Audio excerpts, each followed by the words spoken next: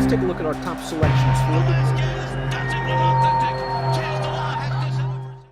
Hi everybody, Dan Illman here taking a look at race number 11 at Churchill Downs on Saturday. Let's put up the field for the Grade 2 Kentucky Jockey Club. 2-year-olds going a mile and a 16th, $200,000 is the purse. Before I get to the analysis, remember to head on over to shop.drf.com for the Black Friday deals. Great savings on all of your favorite handicapping products. The Kentucky Jockey Club's a fascinating race. You've got several horses coming out of the Breeders' Cup Juvenile, led by the 4, Keep Me in Mind, who's 6-5 on the morning line. And while Keep Me in Mind is not your average maiden, he is multiple Grade 1 placed, 3rd in the Juvenile prior to that, 2nd in the Breeders' Futurity, and he obviously has talent. This is a horse that likes to come from way off of the pace. He is still a maiden facing winners, and he's facing some pretty promising runners, so perhaps we can find a price. The number 2, Swill, is in this race, and this horse should show some speed from the inside post for Brad Cox, who's taking the blinkers off. He put the blinkers on last time out at Churchill Downs, and the horse responded with additional speed, controlling a slow-paced race, sprinting on home. The runner-up came back to win, a maiden at Churchill Downs with a 76 Beyer speed figure. Now, we'll see how far Swill wants to go. I still think even with the blinkers off, they're going to try to get forward with him in the early portion of this race, but he's stretching out, he's facing some tough competition, and maybe he'll face just a little bit of pressure on the lead. The number 1 is Sittin' on Go, part of the Dale Romans trained entry, and Sittin' on Go is already a graded stakes winner at Churchill Downs.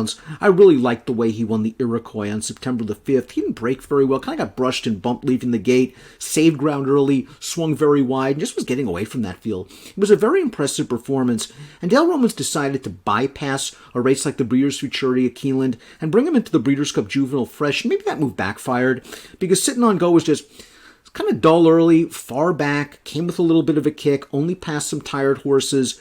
He'll be likely to move forward in this race, and he's 5-1 on the morning line. Now, I know he was 24-1 when he won the Iroquois, but he showed a lot of potential there. I'm not concerned about him stretching back to the mile and a 16th. He won at a one-turn mile. I don't think the reason he didn't fire in the Breeders' Cup Juvenile was because he failed to stay the distance. The 3 is Arabian Prince, who was a debut winner going a one-turn mile in an off-the-turf race, and then was 4th behind King Fury in the Street Sense here on October the 25th. It was sort of an even performance. Dallas Stewart-trained horses generally get better with more experience and more distance, and Arabian Prince just looks like a horse that really wants to go long, and he might get some pace help. This horse is 8-1 on the morning line. If he drifts a little bit more, as he's kind of stepping up in class, maybe this is a horse I'd want to concentrate on underneath in single race exotics.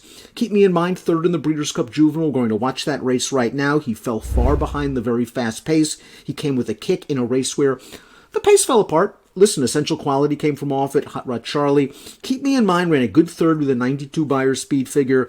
He has experience and valuable experience at that around 2 turns. He's just yet to win right now. He is the horse to beat based on his races against Grade 1 competition. 6-5, though, seems a little bit light. Smiley Sobaka is coupled with Sittin' on Go. Good debut effort sprinting at Ellis Park in the slower division of maiden special weights for 2-year-olds going 6.5, and then a nice winner. Let's watch his maiden win, going a mile and a 16th at Keeneland. Now, he had to break from a tough outside post position. He was wide most of the way. And he's better than these horses at 12-1. Now, he is bred to appreciate the distance. As a son of Brody's Cause, Mineshaft, the broodmare sire, the progeny want to run all day long. Smiley Sobaka, that was a really improved performance for this horse. Has been trained steadily at Churchill Downs. He's 5-1 coupled with Sittin' on Go. I would expect one of them to run here and perhaps the other to run in the Remsen at Aqueduct later on this year. The 5 is Inspector Frost. Let's watch Inspector Frost's maiden win at Keeneland, going 7/8 last time out. Good speed that day for this horse. You know his pedigree. He's by Frosted, brilliant miler, and very well in the Kentucky Derby. Folk the Dam, I believe, won both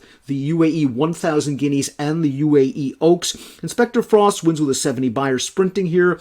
I'm not that concerned about him stretching out in distance, and like his uncoupled stablemate down towards the inside Swill, he's coming off of a win, and Brad Cox is removing the blinkers. Another horse with a lot of upside potential. Bullet workout on November the 7th, presumably without the blinkers. Oncoming Train is the 6th, 3rd in the Street Sense Stakes, last time out and only his second lifetime start. Here's another son of Mineshaft who improved his Beyer speed figure when stretching out in distance, and he's a horse with potential. Now, he won first time out for Jimmy DeVito, who does well with those type of horses. It was somewhat surprising that this horse paid $50 that day.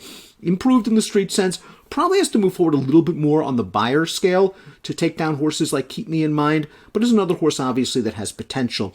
I think King Fury is a fascinating horse, trained by Kenny McPeek. He sold for $950,000 as a yearling. He is a son of Curlin out of the brilliant 7/8 of a mile horse Taurus, so a really nice pedigree with stamina over speed, and King Fury has just been meant to stretch out. McPeek hasn't fooled around. He's run him 4 times in 2-turn races, with 2 wins, including a score in the Street Sense.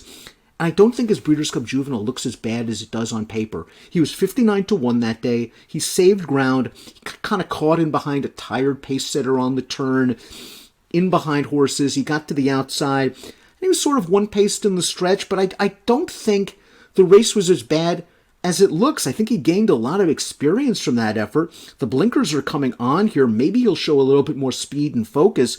At 6-1 on the morning line, perhaps he's worth a flyer. Already a stakes winner at Churchill Downs. Ultimate Badger completes this field. This horse is a 2-time winner as well. He won last time out over course and distance at Churchill Downs, getting close to the pace that day and driving on by to win by a neck. He's a horse that sort of found himself. The buyer speed figures upper 60s, low 70s. I think another forward move is there. Could have to overcome an outside post position. And he likes to race sort of close to the pace, so it's going to be up to Joe Talamo to sort of hustle out of there and find a spot without losing too much ground into the first turn. I do respect Keep Me in Mind, certainly, but I don't want to take the short price on him. I want to give King Fury one more chance to bounce back from the Breeders' Cup Juvenile. Again, down inside, kind of caught some traffic in there. I like the blinkers on move here for McPeek, and again, a stakes winner already at Churchill. 6-1 on the morning line for the 7 King Fury, my top pick in the Kentucky Jockey Club.